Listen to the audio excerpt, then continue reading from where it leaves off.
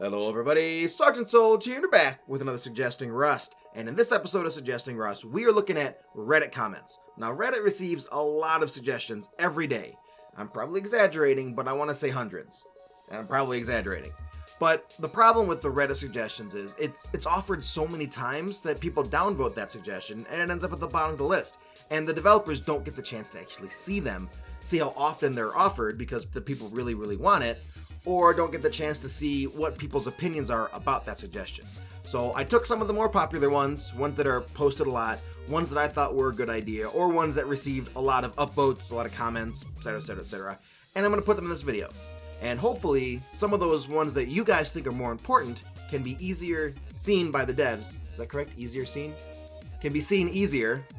It is like 6 a.m., so can be seen easier by the devs in the hope that we can get them discussed further. So with that, we're going to start with suggestion number 1, and that is Fix the Gamma Bug Please by Trix Andy? I'm sorry if I butcher any of these names. Just going to put that out there.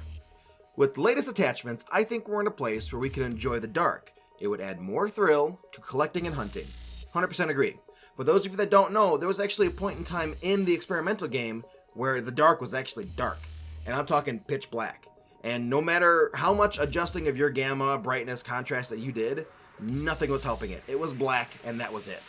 And I don't know why we transitioned back to whatever we have now, where 1.5 gamma is just as bright as daytime.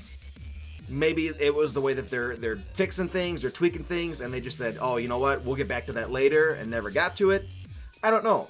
But the way that gamma is right now, either you're using it because everybody else is using it, or you're not using it, and you're getting slaughtered. I use it personally, because it's dumb not to use it in my opinion. That's like going to a gunfight and bringing a knife, expecting the guy that has the gun to play fair. Not gonna happen. So, I think it should be fixed. I 100% agree. Our next suggestion is, will the ocean ever get used diving/gathering from Cotton Gamer? Very interesting suggestion. I absolutely love the water in Rust. The waves, the sound, it's freaking epic. Can we ever actually enjoy the water?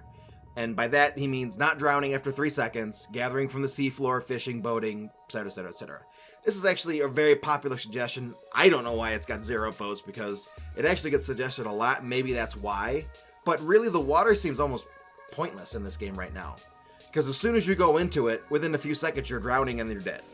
And the only real purpose the water has is the deep water to help deter raids and make it more difficult for raiders to attack you. That's really it.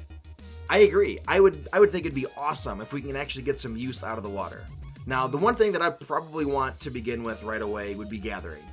Give us some seaweed so we can make a different type of food that gives us a little bit more health because it has more risk involved. Give us the ability to go underwater and give us a breath bar that, you know, is blue and it kind of ticks down real fast. And then once your breath bar is gone, then your health goes down. Because as of right now, the only thing that we have to go on is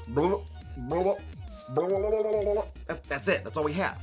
So starting with that, I think it'd be great. If we ever get to boating and fishing, that'd be really cool as well. But I don't know if the lakes that are inland are deep enough to really support that. There's a lot of shallow lakes right now, and those are great to build on. But for the purposes of this suggestion, yeah, this is more about the ocean. So I thought this was really cool, even though it has 0 upvotes or has very few upvotes. But I thought it was cool, so I decided to throw it in. Next up, allow us to rotate objects like so please by Pewiz. And this has 478 upvotes, 50 comments. If anything on Reddit has 478 upvotes, Facepunch developers, you need to listen, because that is astronomically high for Reddit. Nobody agrees on anything on Reddit. Everybody downvotes everything. People are assholes on Reddit, and yet this post has 478 upvotes. So you're asking yourself, okay, well, what is it? Well, how do you do it? Well, they were kind enough to attach this picture. Basically, it's a shelf that's in the build phase. It's blue, and it says press Q/E to rotate. How simple is that? You're looking straight ahead, you got your mouse, you're going side to side. If you want to rotate it, you just press Q or E, and all of a sudden it goes just like that. Yes! Yas! Simple. And very popular. So I absolutely had to put this one in. Please give us the ability to rotate something as we're placing it. Another use that this could have would be our chests with our little code locks on them. Being able to rotate the chest so that the code locks are facing in against each other. Maybe you want to do that. Maybe you don't want them facing all one direction. Maybe you want it to be easier instead of harder. Who knows? But there's a lot of different uses for it, and I absolutely agree it should be in the game. Next, can we get something like this in Rust, Sentry TV? This one was relatively new for Reddit, and I got it at night, so it went through the whole day. It only has 2 upvotes currently and 3 comments, but I thought it was a really good idea, and he attached a couple pictures. So the first one pretty much shows what it is. It's basically a log cabin, and it's got a little sliding hatch, kind of like what you see on the armored door, and you're able to actually see through it. And in our case, hopefully shoot through it. But I think that'd be actually really cool, and it would be similar to attaching a window or attaching window bars or something like that, to where you go to a wall with whatever you want to call it, peephole, and then it snaps to the wall, and then it makes that hole there with the sliding door. I think that'd be really, really cool. And I know a lot of people would probably agree, especially for those people that are trying to defend their base, but they can't be on the ground floor because as soon as they open the door to shoot out, they're dead, and people are inside their base now. I think this would be a really good idea to help defend. And while it doesn't have a lot of upvotes and a lot of comments yet, I wouldn't be surprised if a lot of people really, really liked it. 4 more left. We have suggestion, Natural Player Combat by Rero. Really sorry. Would love to see the ability to either punch or kick other players. Little damage, of course, but would add an extra dimension to the PvP humor. I agree. I would love to do some Rust boxing. That would make some great videos. And being able to actually build a little like boxing ring out of what we have in the game, it would be hilarious. I'd absolutely love it. Currently, I mean, you can kind of do it with rocks, whatever, but being able to actually punch and, I'm not going to kick, but kick each other, why don't we have that yet? It would be really, really cool. And at this point, 5 people have upvoted it and 2 comments, but I've seen this one suggested a lot. And a lot of people are asking, why don't we have the ability to punch yet? So, there you go. Next, we have Skulls should have a subtitle that says the time and date of their death, player's name, possible Steam ID by work-related Redditor. Now, this one, definitely not the Steam ID. Hail to the no. The player's name, absolutely. Time of their death, that's really not important. What does it matter, the time of their death? But being able to have a name on a skull, everybody's suggesting this one, because it'd be really, really cool. Especially if you could take that skull and put it on a spear and stab the spear into the ground, and now you've got a skull on a stick. You could decorate your base with it. Every time someone goes to raid you, you put their skulls outside of your base by your door to let everybody know. Some people tried this and they messed up, and it didn't end well for them. Right? And then the people that are coming to raid, they can go in and look, oh, that was that person's skull. They failed miserably.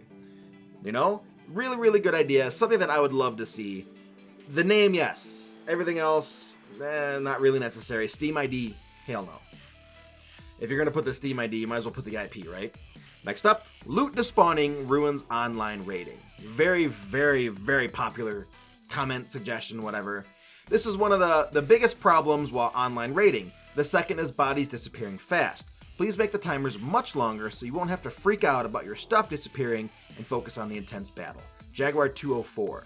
Now at this point, the post has 29 upvotes and 25 comments, but it wouldn't surprise me if it's even more now. And it brings up a very good point. Online raiding is useless in this game. There is no point to online raiding unless you don't want to be called a pussy, or if you want to send a message and say, hey, listen, we could take you out. We don't care about the loot because we know you're going to despawn it, or if you're unmodded, teleport it out. We just want to get you out of here or send a message to you. Other than that, if you're raiding for loot, there is absolutely no point in doing it online. You're not going to get it. Everybody is going to despawn their loot, or if it's modded, they'll teleport it out. Or sometimes even without despawning, they'll try to backdoor it out through a back gate or something like that to get their good stuff out. Or they'll wall themselves up within an area with a chest poking out, and they'll just sit there and wait until the raid's over with all their stuff on their body. And that's really, really not fair. And it kind of makes you have to raid offline. And that shouldn't be the case. So I definitely agree that there should be some kind of a timer increase. For bodies, yes. For loot, yes. I understand at the same time that having 1,000 bags on the ground does create a little bit of lag. And the reason that they despawn so fast, which I believe is 3 minutes, is because of that lag.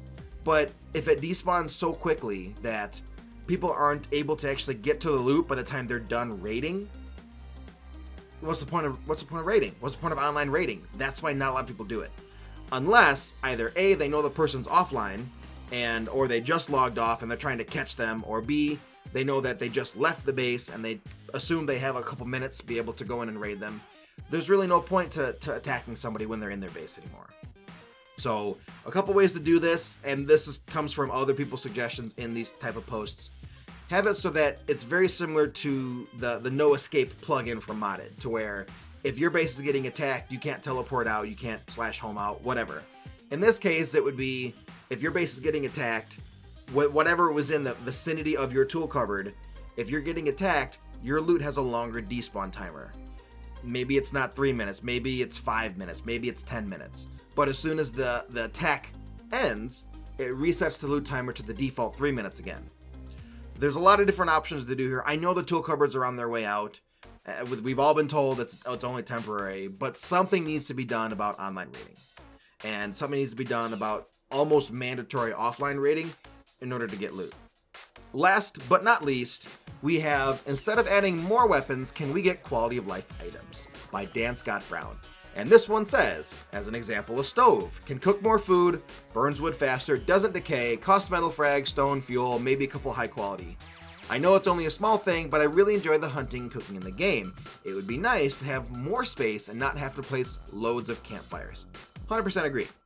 100% agree. Not only that, being able to cook more food faster, instead of just the 3 or 4 if you don't want to collect charcoal, and having something that's actually permanent and isn't going to decay on its own when you're offline is really, really important, because I can't tell you how many times I've put 1,000 wood into a campfire when I was cooking food and then completely forgot it was in there when the food was done cooking or I didn't need to cook anymore. Logged off, logged back in to realize that my 3 stacks of bear meat and my stack of 1,000 wood is gone now because the campfire decayed. Having a stove that doesn't decay, yeah, I really think it should happen. Also, maybe do something like a fridge where you could put all the meat in and, you know, it's bigger than a chest, but only meats will go in there. Or anything like that, just to give us a different option for putting our stuff in, but also at the same time actually works with the game itself. You know, we don't need random fluff items like a plant or a target that doesn't really serve any purpose. We need stuff that's practical for the actual game itself. And obviously 89 people agreed with this one, and it has 52 comments. It's a very, very popular post. So yeah, I 100% agree. So if you guys have any other suggestions that you want to add to this video, please, in your comment, whatever your suggestion is, at the very end, do hashtag AskSergeantSolge or hashtag ASS, ASS, and I'll make sure that the next time I do a Suggesting Rust, I'll go through the comments and pull those out. It's a lot easier to find them with the hashtag at the end of it than it is if you just leave it off. So with that, I hope you guys enjoyed this video. I hope you guys enjoyed the suggestions that I chose, the ones that you guys made on Reddit. And I'm looking forward to the next episode where I get to see more suggestions from you. So, Sergeant Solge, Suggesting Rust, and we'll see you in the next Suggesting Rust video. Bye-bye.